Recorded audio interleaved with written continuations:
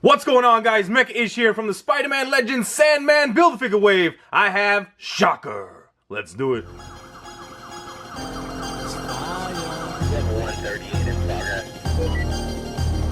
Prepare for launch in 3, 2. Step out of your world and step into mine. Welcome back, guys, to the Marvel Legends action figure review, and I have from the Spider-Man Legends Sandman Build-A-Figure wave, Shocker. Now, this will be a reappearance of Shocker into the Marvel Legends line. If you remember way back in the Toy Biz Spider-Man Classics days, we had a Shocker figure, but he had some action features. His arms were pretty static, but he was still a very cool looking figure. But now Hasbro has updated that, giving us a more modern look of Shocker with a lot more articulation. Now, he does come in your standard window box packaging that we have grown accustomed to with these Legends figures. You can see the Legends series logo at the top and a nice window view of Shocker with his accessories, and it looks like the left leg of the Sandman. We got Build-A-Figure Marvel Sandman, and you have that Spider-Man logo, which looks nice.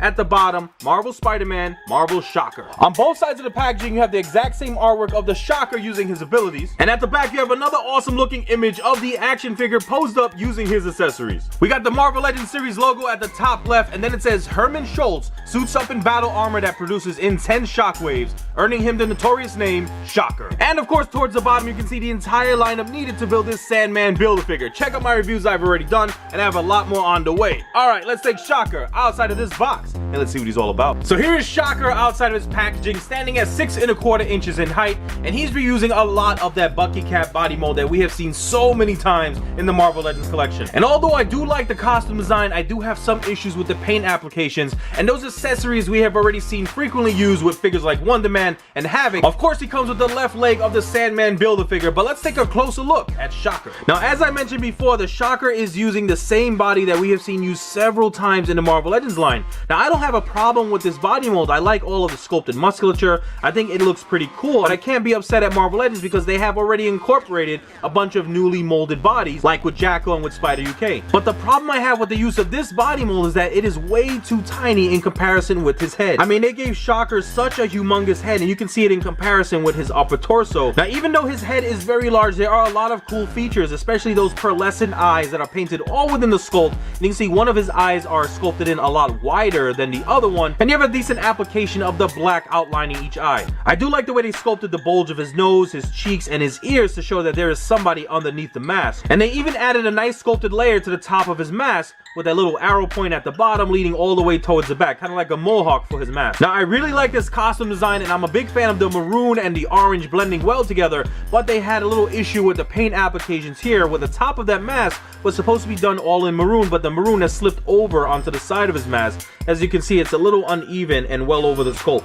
Now, while that side of the head probably had a little too much paint, you can see that this side didn't have quite enough, as you can tell by that unfinished portion at the top of his mask. But all of those darkened lines that are crisscrossing throughout his body have all been cleanly applied from what I can tell. I am a big fan of Shocker's modern look, and I love the separation between all that maroon and the brighter orange. Just such a great job. All of those maroon strips are nice and evenly applied, very symmetrical look to him. Now, for the most part, the paint is evenly applied throughout his body, but as you can see on the back of his right arm, some of that maroon has bled through the orange paint. Now, they have added some newly sculpted detail at his forearms with those awesome armor pieces. I love the worn look to them. You can see maybe some battle damage with some dents in them, and they're all painted in that silver, which makes it pop so much more. And here they also have the same sculpted detail at the top of his fist. I also like the way they sculpted the fist and how it is clenching that armored piece, and you see some more of that detail on the armored portions on the inside of his forearm as well. Now, another gripe I have with this figure is that even though it's on the inside of his arms and it shouldn't really get in the way depending on how well you pose the figure, we have these very obvious maroon pegs coming right on through the orange portions of his costume. Now, going down the sides of his costume, you can see some more of that nicely applied line work, and it looks like they might have added a little bit of a wash. I don't know if it's the lighting or the figure, it's kind of hard to tell, but some of the areas appear to be darker in that orange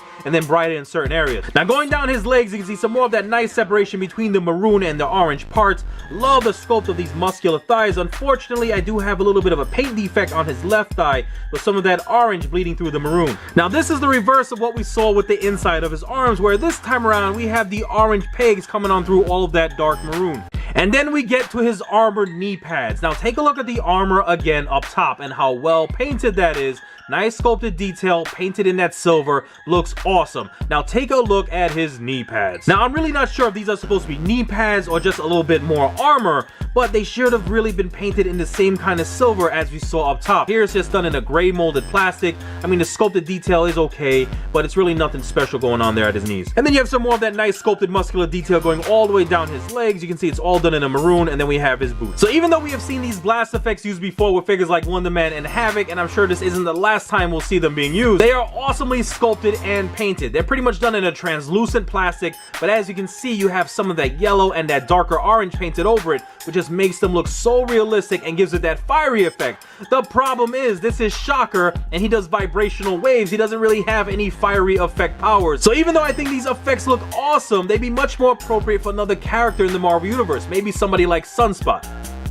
Now, his articulation is what we come to expect with these Legends figures, especially if you know this Bucky Cap body mold. We got the rotation of the head all the way around. We have a hinge that goes all the way up, and he can look downward as well a great amount. Take a look at that. Very weird. We do have a rotation at his shoulders and a hinge which allows for extension all the way up like that. He can go to the side. We do have a nice bicep swivel, a double jointed elbow, and we have a rotation and, of course, a hinge at the wrist. Now, he does have that ab crunch, so he can go forward a decent amount, but he can't really arch his back too well. We do have your standard waist swivel. Now, he does have limited range of motion, kicking his leg backwards. He can go up a little bit more towards the side, but he can kick up all the way to the front. Have a thigh cut rotation, a double jointed knee. We have a boot cut rotation. We have a hinge that allows for downward flexion, upward flexion, and we have a beautiful ankle rocker rotation. Plus, if you're having any trouble standing him, he does have two peg holes at the bottom of his boots. Now here I have the Hasbro modern look to the Shocker up against the Toy Biz era Spider-Man classic Shocker on the right. Now the Hasbro version is a little bit taller thanks to that humongous head, but he is not as bulky as the Spider-Man classics one. And of course they have different costume designs. Here we have more of that orange but brown instead of the maroon. Take a look at the sculpt work on this classic version, and this feels like a solid figure. There's a lot of great sturdy plastic being used here. All of the lines, while they're painted on Hasbro, here they are all sculpted in and actually protruding outwards. Looks awesome. This Shocker also has a more menacing look to that head sculpt. Now while the sculpted detail throughout this figure and the paint applications are top notch for this Toy Biz Shocker, it does have its flaws. There is no elbow joint articulation, nor is there an ab crunch, because they wanted to help the action feature. Now this Shocker had two action features. He had one right in the back. You see this ugly piece of plastic sticking out. He was twisted all the way around and he actually vibrates, which I think is very cool with the unfortunate addition to that big thing on his back. Plus, as you can see at the tip of his fist, he has these holes which insert missiles, and you press the button here and he shoots out the missiles. Now with all the action features, I have had this Toy Biz Shocker proudly displayed in my Spider-Man villain shelf for many years, and I don't think I'm going to replace it. If anything, since they are two different eras of the Shocker, I'll just add the modern one to my collection. But I'm curious to know what you guys think, so let me know in the comments below which Shocker you like better. So there you have it, guys, my video review of Shocker from the Spider-Man Legends Sandman Build-A-Figure wave. Thank you guys so much for hanging out with me. I hope you enjoyed the video. Leave a thumbs up and check out my channel for other reviews I've done. And I have so many cool things coming your way, so make sure you all like, subscribe, comment, and share. You know what to do. Peace.